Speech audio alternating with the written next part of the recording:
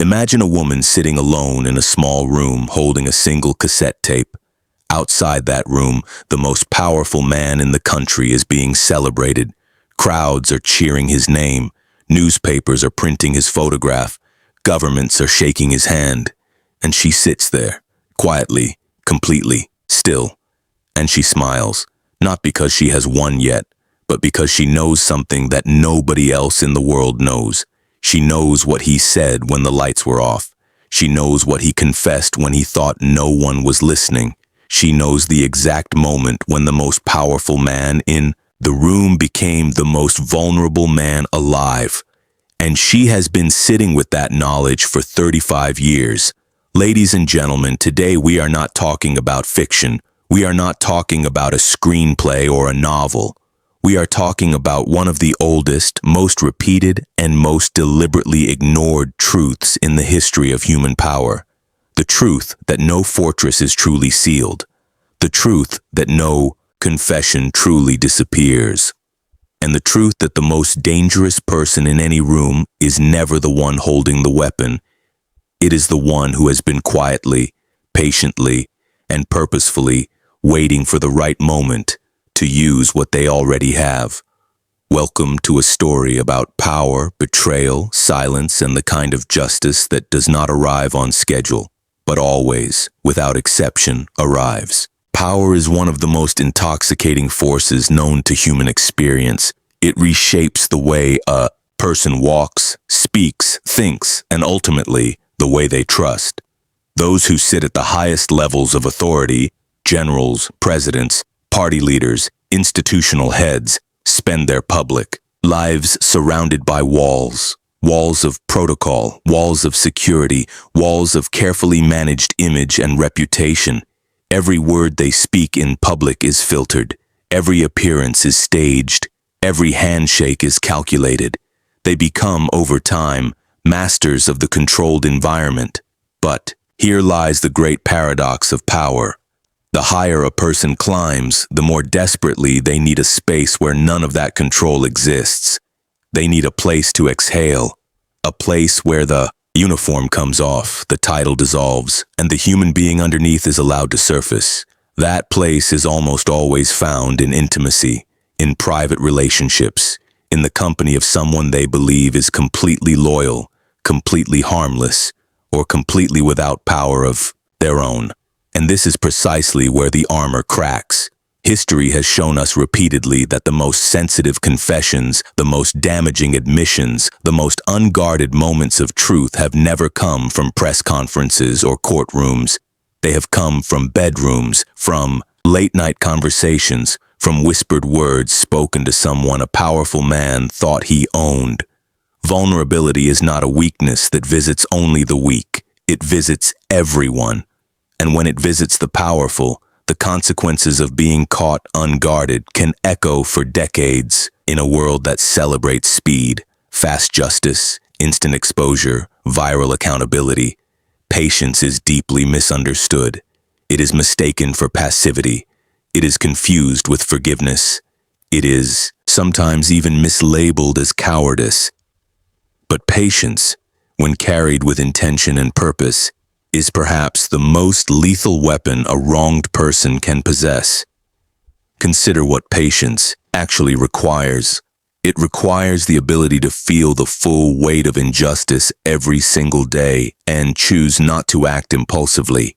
It requires watching the person who harmed you continue to thrive, to be praised, to be protected, and still doing nothing, not because you have accepted it, but because you are waiting for the precise moment when your action will be most devastating and most undeniable.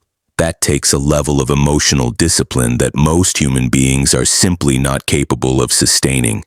35 years is not a short time. It is longer than many people's entire adult lives. To carry a purpose for that long, to protect evidence for that long, to remain silent and strategic for that long.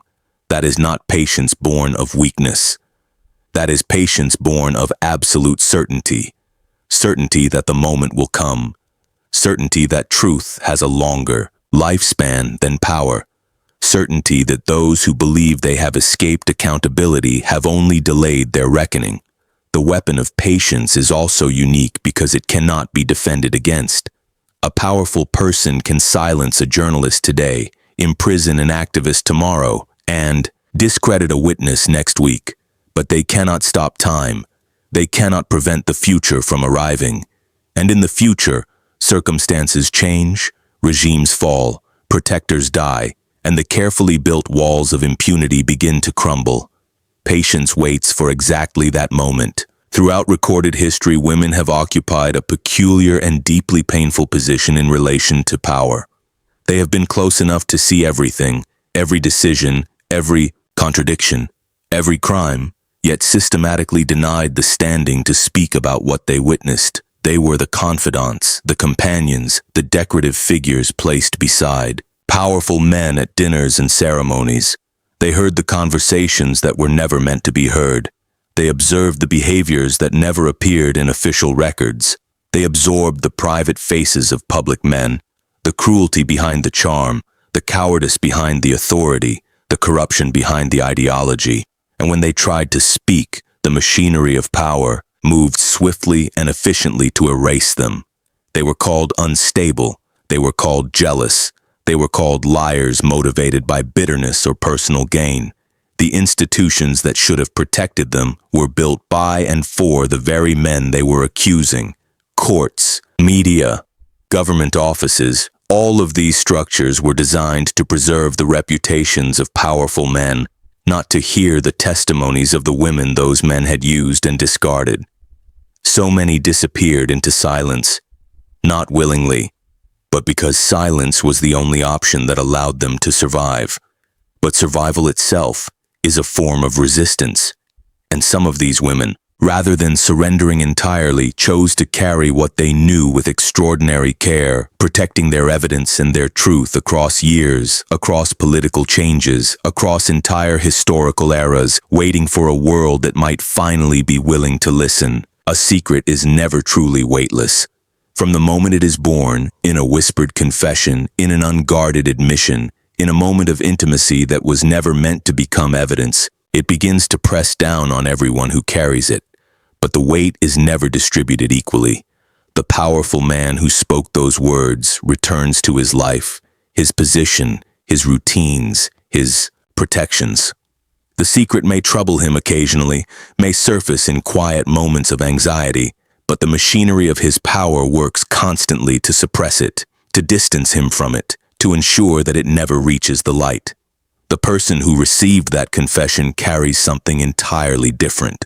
They carry it without the protection of power, without the comfort of institutional support, without the luxury of simply moving forward.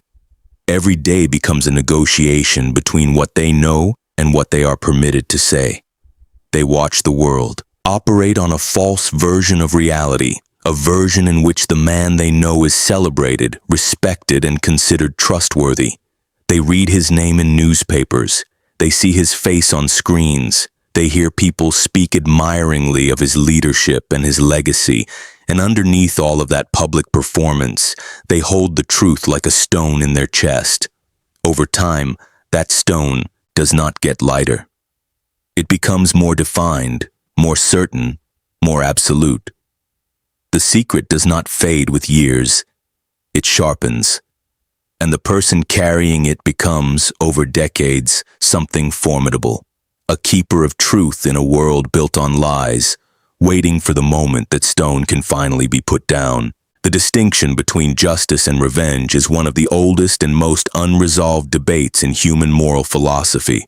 On the surface, they appear to pursue the same outcome: accountability for wrongdoing, consequences for those who have caused harm.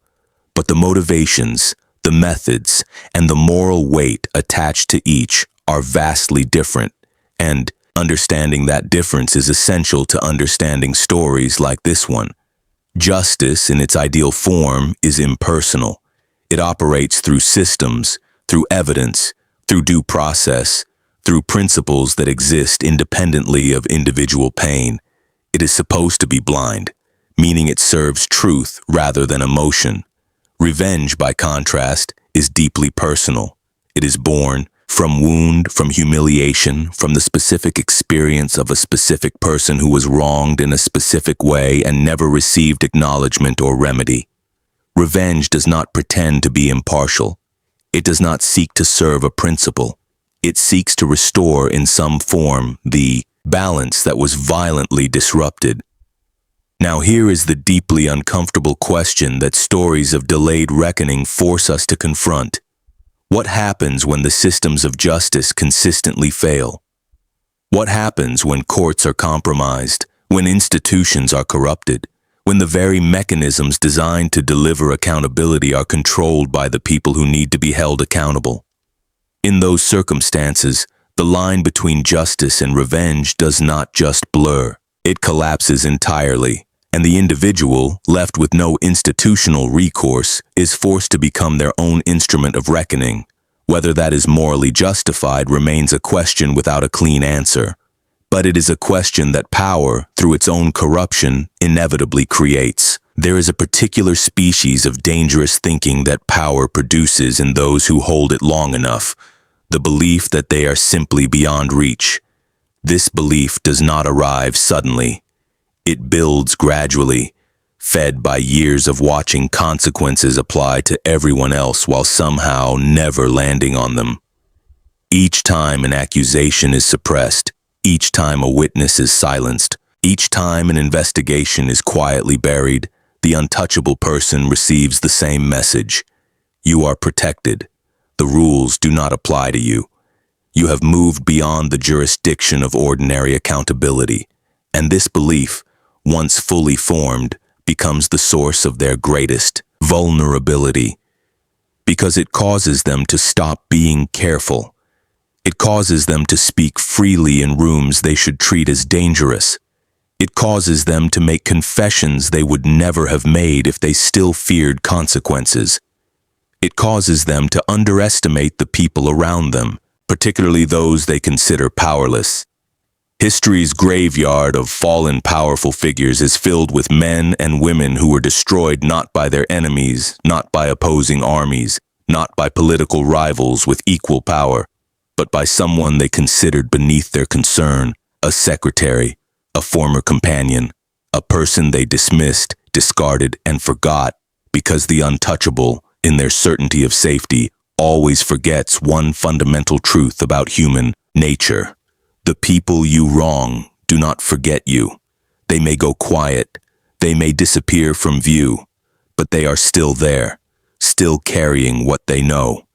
And when the fortress of your power finally develops its first crack, as every fortress eventually does, they will be standing right outside it, holding everything you ever said in the dark.